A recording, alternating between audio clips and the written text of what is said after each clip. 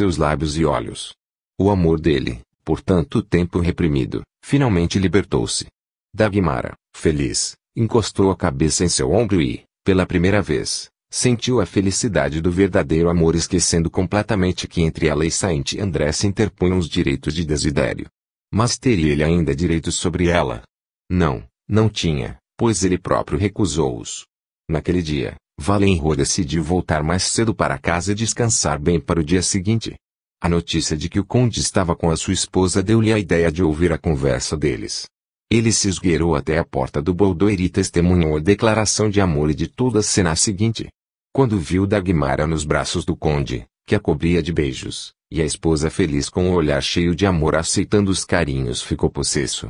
Sua mão agarrou a cortina e cada veia do seu corpo tremia como em febre. Mesmo assim, não correu para os apaixonados e nem lhes gritou: eu me porei entre vocês armado dos meus direitos legais e impedirei o seu caminho para a planejada felicidade. O que atrapalhou foi o medo de passar por marido ciumento e ser ridicularizado por vários e, o que foi mais forte que a ira. Desidério saiu silenciosamente e trancou-se no quarto. E, como um tigre, começou a andar de um lado para outro, fervendo por dentro. Havia chegado a hora que pressentia e que nebulosamente temia. No seu caminho aparecera um outro que exigia dele a esposa, que ele negligenciava. Entregá-la? Nunca. Murmurou Desidério, cerrando os punhos e jogando-se no divã. Aos poucos, seus agitados pensamentos acalmaram-se e a ira esfriou, deixando em seu lugar um sentimento agudo e amargo que ele, debalde, tentava espantar. Uma voz que havia muito estava calada, sussurrava-lhe: alguma vez você deu o devido valor à mulher, que largava por dias e semanas inteiras, sem jamais imaginar que um outro poderia tomar o seu lugar.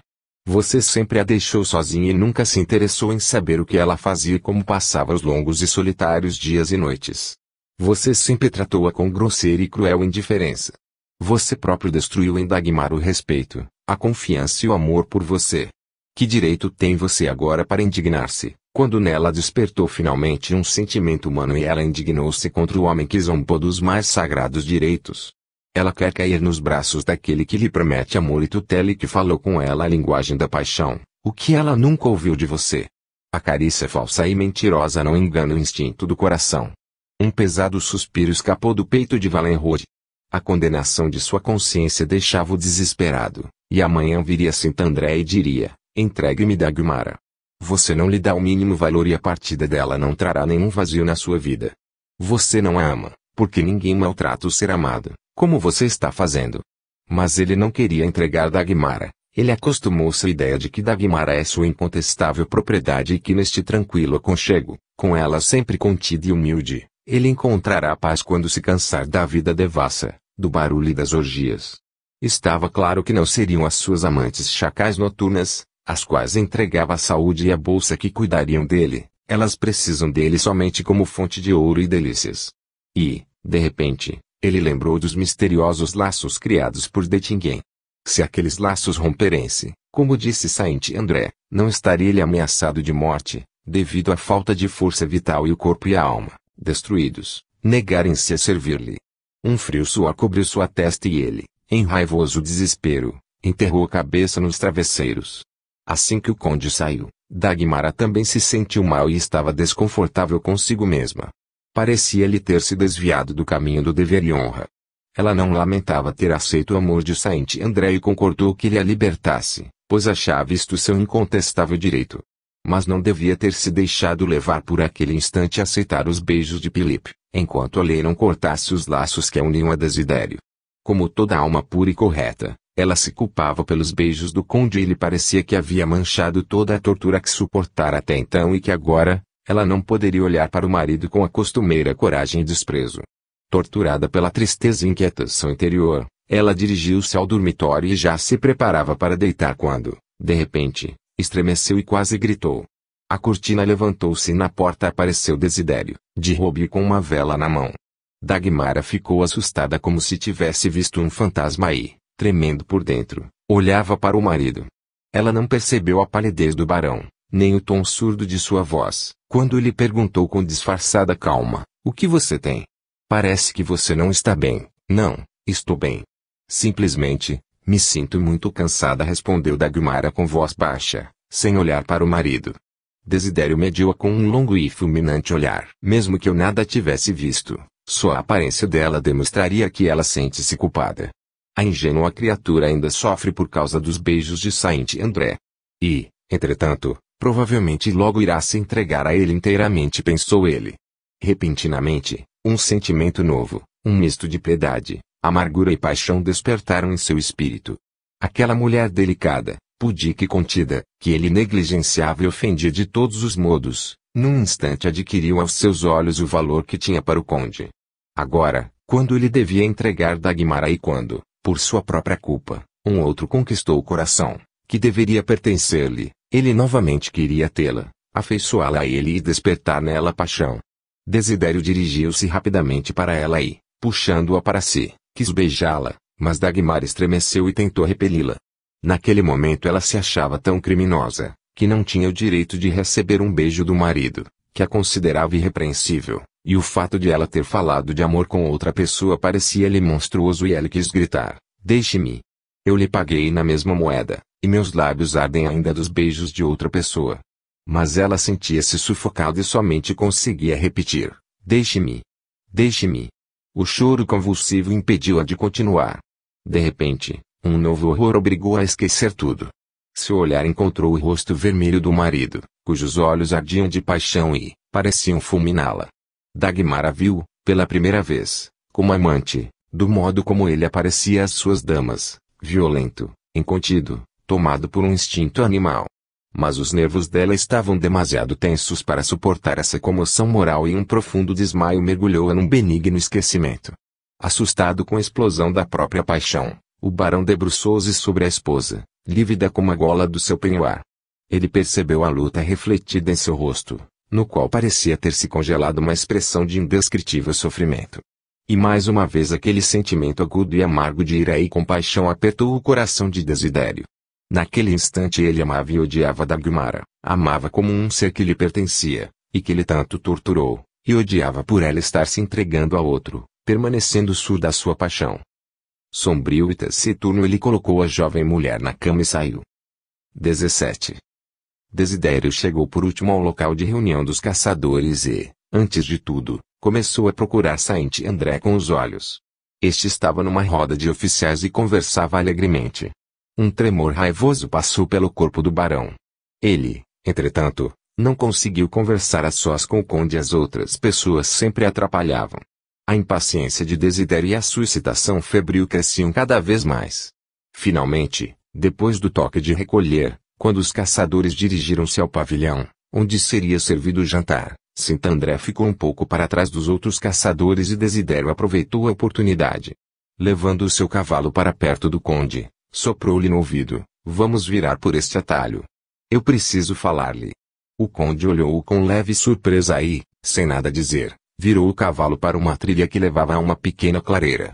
Lá, ele parou e, medindo com um olhar frio o rosto desfigurado do seu acompanhante, perguntou rispidamente: "O que você quer?"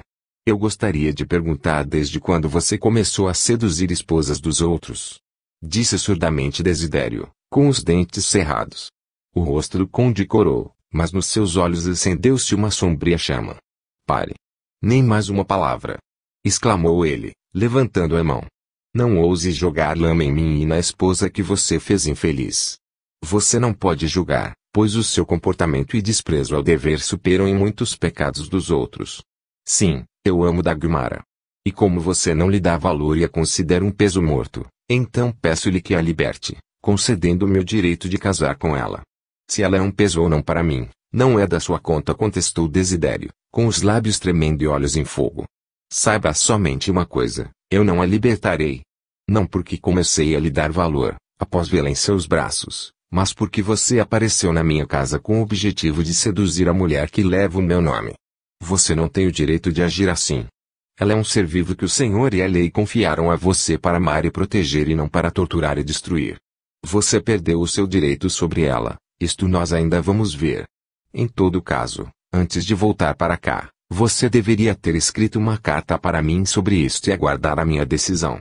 Mas, para castigá-los pela traição escondida, saiba que eu nunca vou entregá-la a você. Neste caso, você é um patife," exclamou Saint André, fora de si.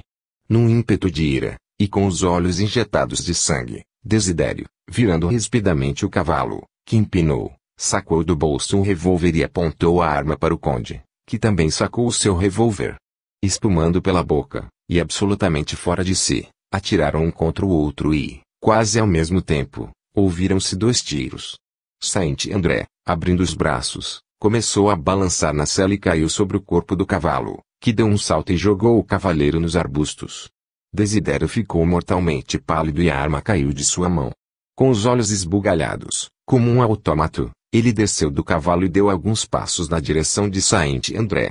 A névoa sangrenta que ofuscava sua mente dissipou-se e ele quis certificar-se se não cometera um assassinato, mas nesse instante sentiu uma tontura, uma dor aguda transpassou o seu peito e ele foi inundado por um sopro de calor. Pareceu-lhe estar caindo num escuro abismo, e Desidério desabou na areia. O aparecimento de 2 cavalos sem cavaleiros e a sela de uma manchada de sangue provocaram uma confusão geral, ainda mais que a ausência de Saint-André e Valenrod já havia sido notada. Os caçadores saíram ruidosamente do pavilhão e começaram a procurar os ausentes. 1 hora depois, em volta dos 2 corpos caídos em poças de sangue, juntou-se uma exaltada multidão. Entre os convidados estava o Dr. Reguerny e também o médico militar que examinaram e constataram que o conde estava morto e que o estado de Valenrod, que ainda vivia, era praticamente sem esperanças. Os caçadores montaram rapidamente padiolas de galhos de árvores e levaram os corpos do morto e do ferido ao pavilhão, de onde, nas carruagens do príncipe, eles foram levados à cidade. O jantar interrompido foi cancelado e os caçadores dirigiram-se rapidamente para suas casas, impressionados com o infeliz acontecimento. Voltando-se após o desmaio, Dagmara percebeu que estava sozinha. Sentindo um mal-estar e cansaço, ela ficou na cama mais que o habitual e, quando finalmente levantou, Jane informou-a de que o barão fora caçar. O dia passava tristemente. Atormentada por um nebuloso medo, ela não conseguia encontrar um lugar para si e andava pelos quartos sempre pensando sobre a declaração de amor de Saint-André e a cena noturna com o marido, que despertou nela ira e repugnância. Dagmara ansiava por paz, vida familiar e um amor caloroso e verdadeiro, e não tinha dúvidas de que Desidério lhe devolveria a liberdade. Mas, depois de inesperada cena de paixão do marido, começou a temer que obter a anuência do barão não seria tão fácil. À medida que o tempo passava, sua excitação febril aumentava e ela não conseguia explicar o motivo da nebulosa tristeza e pressentimento de algo terrível que lhe apertava o coração. Naquele dia ela não esperava a visita de Saint-André e a ausência de Desidério era-lhe indiferente, havia muito tempo. Quando começou a escurecer, Dagmara deitou no sofá do seu boudoir e tentou dormir, tomando previamente gotas calmantes que habitualmente lhe proporcionavam algumas horas de sono. Desta vez o remédio não funcionou e ela ficou deitada, virando de um lado para outro. De repente, o seu ouvido excitado percebeu o som de carruagens chegando, barulho de vozes e correria no saguão. Dagmara levantou-se e desceu para a sala de visitas.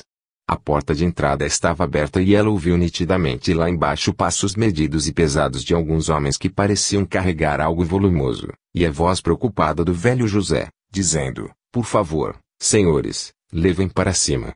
A baronesa está nos seus aposentos e o dormitório do barão fica lá. Com a mão trêmula, Dagmara agarrou uma vela e correu para o saguão. Lá ela viu 3 homens desconhecidos subindo pela escada. O primeiro ela reconheceu imediatamente pela aparência animal era o Varese, considerado por ela o gênio mau do seu marido. Baronesa, desculpe aparecer aqui com más notícias. Tenha coragem. Seu marido sofreu um acidente durante a caçada e trago-o aqui gravemente ferido. Onde e como aconteceu este acidente com o barão, dando-me o prazer de sua presença? Apesar de toda a pose e costumeira insolência, Varese ficou vermelho com o tom da pergunta. A caçada do príncipe teve um duplo acidente e Valenrod não foi a única vítima deste dia fatídico. Nós encontramos o barão gravemente ferido, caído a alguns passos do corpo do conde Saint-André, que foi morto com um tiro no coração. Dagmara estancou. O teto parecia desabar sobre sua cabeça, o candelabro que segurava ficou muito pesado e uma nuvem negra escureceu tudo ao seu redor. Filipe morreu. E com ele morreu seu futuro e perdido para sempre o pacífico aconchego de amor onde esperava esconder-se. Ela balançou e teria caído no chão se Varese não a segurasse. Naquele instante apareceram os carregadores trazendo o ferido, acompanhado por Lothar. Vendo que Dagmara desmaiara, o médico correu para ela, ajudando Varesia a levá-la à sala de visitas e colocá-la no sofá, para depois ir cuidar da instalação do ferido. Meia hora depois, Varesia e seus 2 companheiros foram embora. Quando Dagmara voltou a si, seu primeiro olhar encontrou Lothar debruçado sobre ela. Mas agora ela só tinha um único pensamento e, levantando-se do sofá, apertou convulsivamente a mão do doutor. "É verdade que Saint André morreu?" perguntou ela, preocupada. Lothar empalideceu e ficou taciturno. A primeira pergunta de Dagmara fora sobre o conde e não sobre Desidério. "Sim, ele morreu. Mas não vai me perguntar sobre o estado do seu marido." Dagmara baixou a cabeça. "Ele vai morrer?" perguntou ela, após um instante de silêncio. "É difícil responder. Seu estado é muito grave, mas a natureza às vezes encontra meios desconhecidos. Quer que eu trate do seu marido? Pelo menos, perto de você estará seu dedicado irmão." "Muito obrigada. Vou ficar muito feliz, sabendo que você está comigo", murmurou Dagmara, estendendo-lhe ambas as mãos, que ele levou aos lábios. "Neste caso, vamos comigo.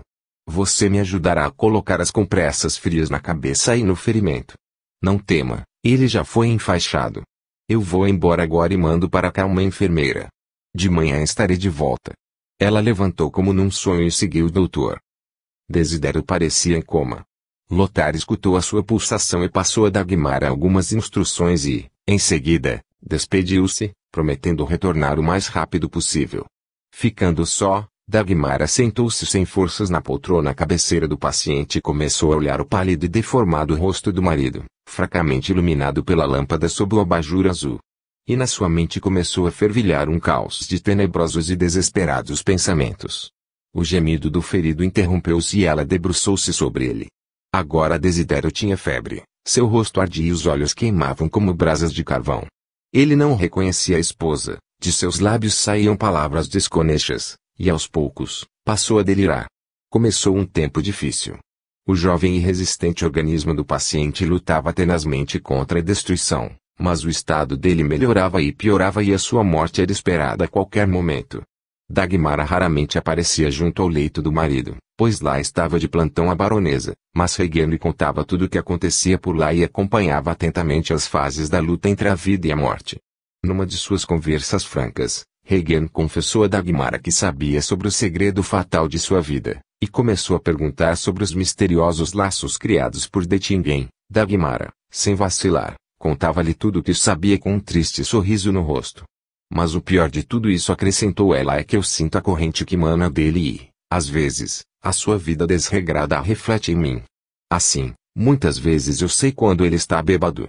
Nessa hora entro num estado estranho que não consigo explicar. Não estou acordada, nem estou sonhando, é uma paralisia, durante a qual parece que estou inspirando vapores de vinho e esse repugnante odor me sufoca e provoca taquicardia.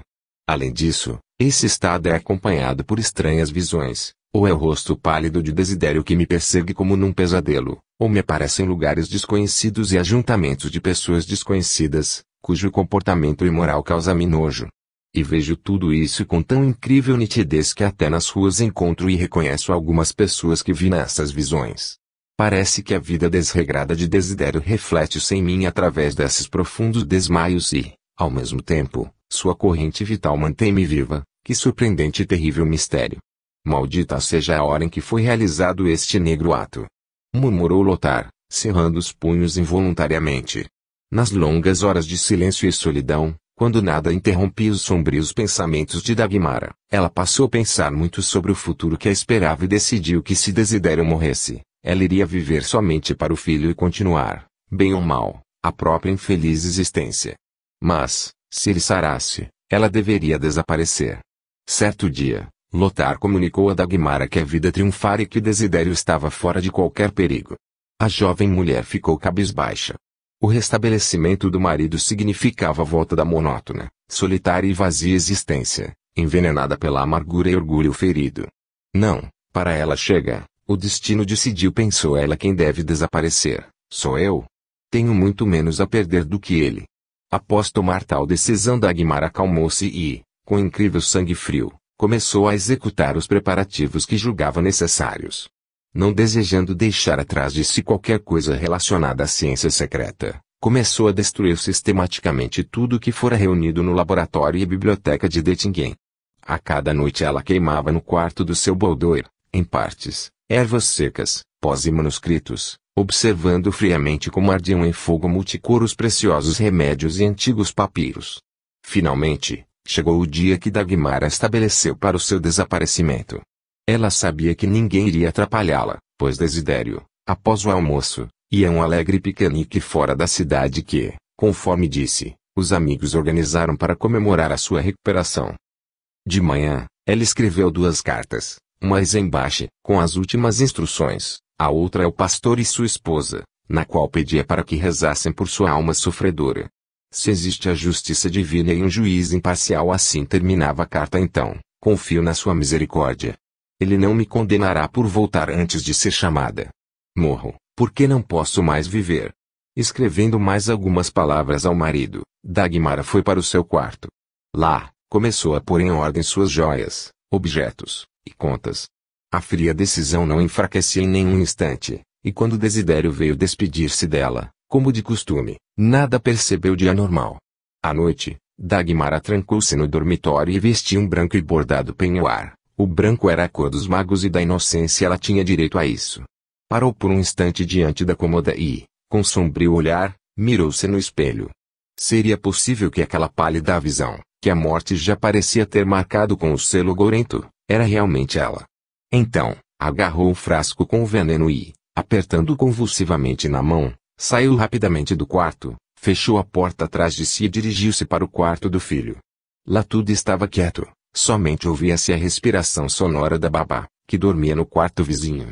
Dagmara aproximou-se silenciosamente do berço e, afastando a cortina de renda, inclinou-se sobre o pequenino, que dormia. Era uma criança linda, delicada e esbelta, como a mãe. Naquele instante a sua face um pouco pálida ficou mais rosa do sono, as sobrancelhas cheias destacavam os olhinhos fechados e os cabelos encaracolados espalhavam-se pelo travesseiro, em sua despreocupada e graciosa pose. O garotinho estava encantador. Dagmara olhou longamente para o filho, como se querendo gravar para sempre na memória cada traço do rosto da criança de quem se despedia. Seu coração batia febrilmente e lágrimas quentes correram pela face. O amor maternal, reprimido durante tanto tempo no espírito doente de Dagmara pela infeliz junção de circunstâncias, despertou poderosamente no momento de despedida. Mas, até esse sentimento puro e sagrado coloriu-se imediatamente com a bile que transbordava de todo o seu ser.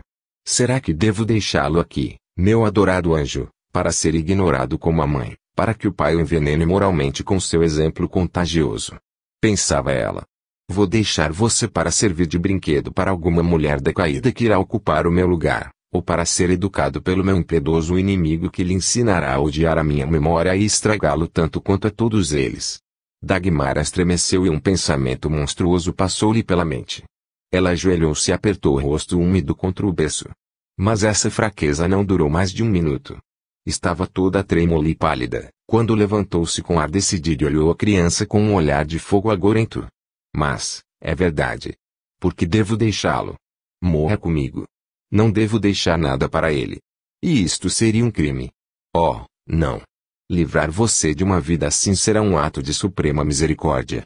Não o amei tanto quanto deveria, a tal ponto estavam reprimidos e destruídos meus sentimentos, mas, neste momento, pago a minha dívida de amor, matando-o, meu filho que nunca matei nenhuma mosca e sempre amei e respeitei em cada ser vivo o sopro divino. Rapidamente, como se temendo arrepender-se, Dagmara aproximou-se da mesa, pegou uma colher de leite e colocou nela algumas gotas de veneno, em seguida, voltou ao berço e levantou cuidadosamente a cabecinha da criança. Por instantes ainda vacilou, tremendo como em febre e a mão fria recusando-se a obedecer, mas rapidamente recuperou o autocontrole e introduziu a colher na boquinha do pequenino. Este abriu os olhos, sorriu e, reconhecendo a mãe, engoliu obedientemente o líquido mortal. Deixando cair a colher, Dagmara inclinou-se e deixou um longo e quente beijo na rosada testa do filho, que condenou à morte. Em seguida, endireitou-se e saiu do quarto com um passo firme. Dagmara foi quase correndo para o santuário e começou a preparar-se para a grande invocação. Junto ao seu leito de morte, ela queria reunir todos os seres do outro mundo que, tanto no bem como no mal, entraram em sua vida. Acendeu o candelabro de 7 velas e cobriu com ervas sagradas as brasas dos tripés e, quando as nuvens aromáticas encheram o quarto, despejou veneno no cálice das cerimônias sagradas e mágicas, diluiu com vinho e esvaziou num gole. Pálida como uma sombra e com os olhos em fogo, ela inclinou-se sobre o último livro mágico que guardou para aquele momento e, com voz sonora, começou a pronunciar os encantamentos, enquanto a mão fria apertava convulsivamente o cordão do sino pendurado no teto. Dettingen dizia que aquele sino fora executado por um processo especial e terrível, de diversos metais, fundidos à noite sob uma constelação especial. No momento certo do ritual, ela puxou o cordão e o misterioso sino soou com um som tremido, agudo e lamentoso como o pranto humano. De repente, Dagmara balançou e em seus olhos tudo escureceu. Com um surdo gemido, deixou-se cair na poltrona onde morreu Dettingen e um frio paralisou o seu corpo. Mas, a escuridão à sua volta dissipou-se rapidamente e ela viu o santuário iluminado por uma luz vermelha como sangue. O sino continuava a tocar e, ao seu chamado, apareciam de todos os lados, das paredes e do teto, seres repugnantes, semi-animais, semi-homens, que Dagmara já tinha visto uma vez. Junto com eles veio também o morcego de olhos verdes, o traiçoeiro conselheiro do mal. O ser demoníaco parou diante de Dagmara e, inclinando-se sobre ela, olhou-a com um olhar que respirava maldade e cruel zombaria. Bem, cheguei para cumprimentá-la, sacerdotisa da ciência iluminada e das utopias celestiais, pelo brilhante cumprimento de sua missão. Esta missão era, sem dúvida, atraente e grandiosa. Pense só, vencer todos os seus sentimentos humanos, até os mais básicos, e salvar a alma que, entretanto, não quer ser salva de jeito nenhum. Uma aguda dor atravessou a cabeça de Dagmara e, diante dela, abriu-se, como uma negra cortina, mostrando quadros sentimentais de um passado distante. Naquele instante ela compreendeu o mistério de sua vida, a provação que deveria saldar os erros do passado e libertá-la. Ela, entretanto, não suportou a provação e aumentou a sua culpa com o assassinato da criança. Tudo isso significava que Dettingen foi simplesmente um instrumento colocado no seu caminho de vida, e ela o amaldiçoou e rejeitou seus ensinamentos que deveriam iluminá-la para aliviar a provação. Um profundo arrependimento e amargo desespero atormentavam a sua alma. Oh! Por que não percebeu isto a tempo? Bem-aventurados os pobres de espírito, insultava a voz de demônio com escárnio. Quem não consegue carregar a cruz não deve colocá-la nos ombros. O demônio e a sua matilha satânica caíram sobre Dagmara e começaram a sufocá-la com a sua respiração fria e mal cheirosa. Naquele instante, brilhou uma luz ofuscante e surgiu uma segunda procissão de seres iluminados, cobertos por uma névoa prateada e com rostos puros e pacíficos. Na frente vinha Dettingen com uma expressão triste, vestindo uma túnica cinza coberta de manchas vermelhas e trazendo no peito a estrela dos iniciados. Ao seu lado, num traje branco ofuscante, vinha o desconhecido, seu misterioso mestre. A guarda iluminada também aproximou-se de Dagmara e ela sentiu que estava se separando do seu corpo frio. Percebeu então que duas forças terríveis iriam disputar a sua confusa e sofredora alma, como é uma presa.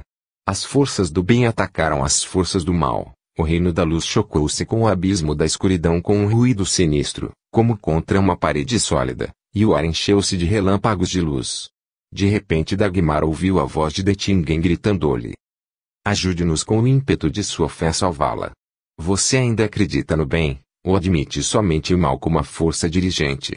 Uma terrível dor atormentava a mente de Dagmara. Ela mal estava em condições de formular qualquer pensamento, mas, ouvindo o chamado do pai adotivo, foi tomada por um desejo desenfreado de retornar ao bem e conseguir o perdão de suas fraquezas. Junto com isso, em sua alma despertou o enorme desejo de saber, desvendar o irritante mistério de existência, expulsar o inimigo de sua paz, a dúvida que a atormentava com a doentia tristeza da indecisão que encobria a compreensão de Deus. De repente teve a impressão que o santuário abriu-se e as paredes desapareceram na névoa distante, no fundo da qual apareceu aos poucos uma gigantesca cúpula azul incrustada de estrelas. Diante dela estendeu-se um espaço infinito e lá, em perfeita ordem, seguiam nebulosas de estrelas com seus milhões de sóis, girando em volta de um centro luminoso que representava uma colossal, grandiosa e delicadamente delineada imagem. Na meia-luz que reinava sob a enorme abóbada, levantavam-se e passavam as imagens de Osíris, Júpiter, Buda, Sakyamuni e os outros cultuados, que a fraca mente humana usava para encarnar o ser tão indescritível e incomensurável como o infinito dirigido por ele e absolutamente incompreensível para uma mente limitada. Finalmente, acima de toda aquela visão, surgiu o morro Gólgota com o Cristo crucificado, ofuscando tudo com a sua luz. Em seguida, tudo ficou oculto por uma nuvem. Agora, no fundo escuro desenhou-se uma gigantesca cobra que se esgueirava, assobiando aos pés do divino, tentando enrolar-se nele e feri-lo com um ferrão venenoso. Nas costas de escamas do monstro aglomerava-se, agitada e os empurrões, uma multidão de pequeninos seres humanos que, imitando a cobra, também tentavam insultar a divindade, mas caíam inutilmente e eram jogados no abismo onde ferviam as forças desenfreadas do caos. Naquele instante, ouviu-se a distante, mas nítida voz do desconhecido mestre de Dettingen. O ser, cheio de maldade infernal, que se esgueira aos pés da divindade, é a dúvida, mas o seu ferrão somente fere os cegos, que não querem entender que tanto o movimento dos sistemas planetários, como a constante troca de substâncias astrais e a atividade de todos os seres que povoam os mundos e esferas invisíveis, tudo é controlado pela mesma grandiosa e imutável lei do aperfeiçoamento.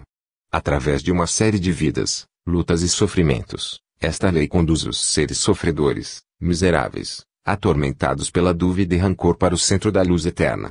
A outra lei, tão imutável quanto a lei do aperfeiçoamento, é a lei do karma, que semeia o caminho do progresso com provações e obstáculos que o próprio homem cria com as suas más ações.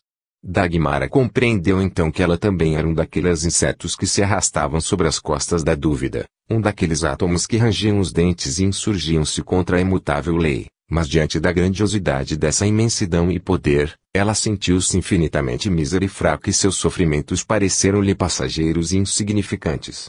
Ela entendeu que a sua luta fora inútil e para se purificar, para atingir a luz e aproximar-se da divindade, é necessário passar pelo funil de sofrimentos. O espírito que permite o triunfo da carne, ele próprio se castiga, condenando-se a recomeçar o difícil trabalho da elevação. Atormentada a alma de Dagmara, que sempre procurou a luz e ansiava pelo bem, encheu-se de enorme desejo de aproximar-se do objetivo divino da verdade e luz. Ela arrancou de dentro de si a dúvida que a consumia e o ímpeto de submissão, fé, amor e súplica de perdão pareceu levá-lo para longe da terra e seus malefícios. Dagmara não viu como as forças do mal recuaram e deixaram passar a armada de luz, mas sentiu o sopro quente e a profunda beatitude que envolvia. Ajudada por Dettingen e pelo mago, ela facilmente elevou-se para uma atmosfera transparente e azulada, indo em direção ao distante centro da luz. No restaurante da moda, no meio de seus velhos companheiros, Desidério comemorava pela 10ª vez o seu milagroso restabelecimento. A festa havia chegado ao apogeu. Os rostos vermelhos dos companheiros de copo, o desarranjo dos trajes e as conversas desinibidas denunciavam que os vinhos e licores, jorrando à vontade, já tinham causado seu efeito. De repente, Desidério, que gargalhava de uma anedota picante de vários e, empalideceu, deixou cair o copo e jogou-se no espaldar da poltrona, sentindo forte tontura. Foi como se uma estrela de fogo tivesse atravessado seu peito e uma aguda dor instalou-se em seu coração. O barão teve a impressão de que estava morrendo. Em seguida, a sensação de queimadura foi substituída por um frio gélido e Desidério sentiu que caía num abismo escuro e, diante de seus olhos, pairava Dagmara, mortalmente pálida, que Dettingen e um desconhecido numa túnica de branco ofuscante levavam consigo. A sensação fria da toalha úmida com que enxugavam seu rosto obrigou Desidério a abrir os olhos. Em volta dele juntaram-se os companheiros, preocupados e surpresos. O que você tem? De repente, começou a desmaiar como uma mocinha nervosa. Está doente? Perguntou Varese, servindo-lhe uma taça de champanhe. Valenro recusou o vinho e pediu uma xícara de chá. Comigo está tudo bem. Só estou sentindo uma leve tontura e uma estranha dor no coração, respondi-lhe às perguntas das damas. Desidério tomou o chá, tentando rir e continuar a conversa interrompida, mas rapidamente percebeu que não estava para brincadeiras. Uma estranha inquietação que nunca havia sentido antes, apertava o seu coração e a forte dor no peito quase impediu de respirar. Um quarto de hora após, ele levantou-se e, alegando não estar se sentindo bem, dirigiu-se rapidamente para a vila.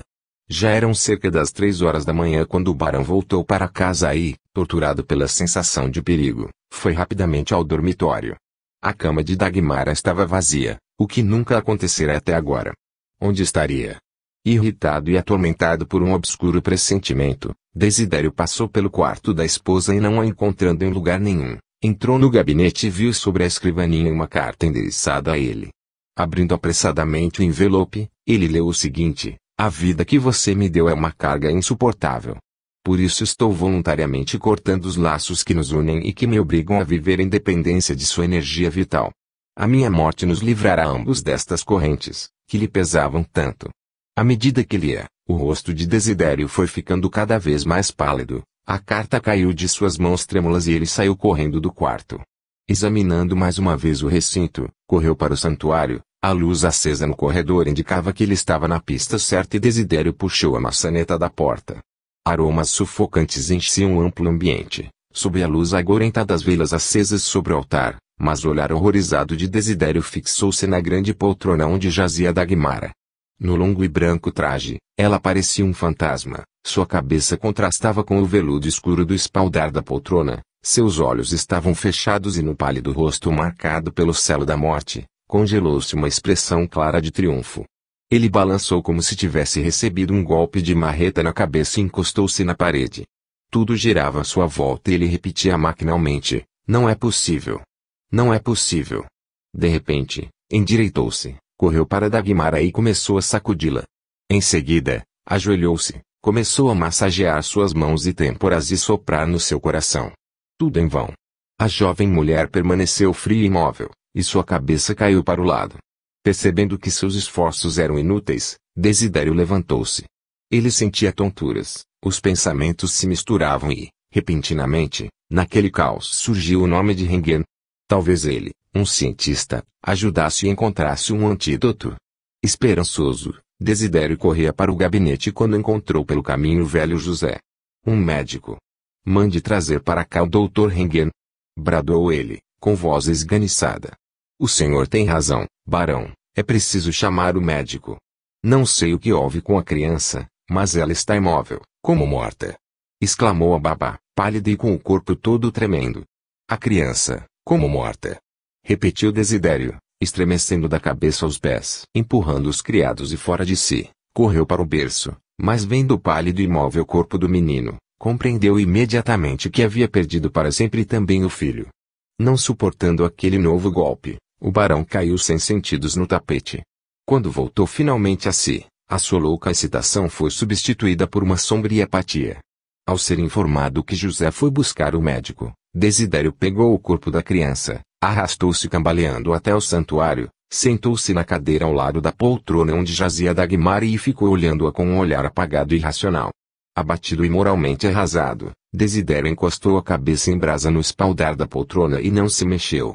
Rengen encontrou-o nessa posição, pálido, calado, sentado com a criança morta nos braços. O médico, estarrecido, estava completamente desesperado. Tentou de tudo o que lhe oferecia a ciência para devolver a vida à mãe e à criança, mas estava tudo acabado e restava-lhe somente atestar a morte delas. Colocando o menino ao lado da mãe, Rengen pegou Desidério pelo braço e levou-o ao dormitório.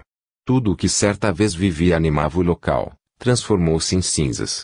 Quando, na manhã seguinte, o médico e Desidério entraram no santuário para recolher os corpos, pararam estarrecidos na porta. Alguém enfeitara o leito de morte e todo o chão com grande quantidade de rosas de cores e aroma magníficos, desconhecidos nos países nórdicos.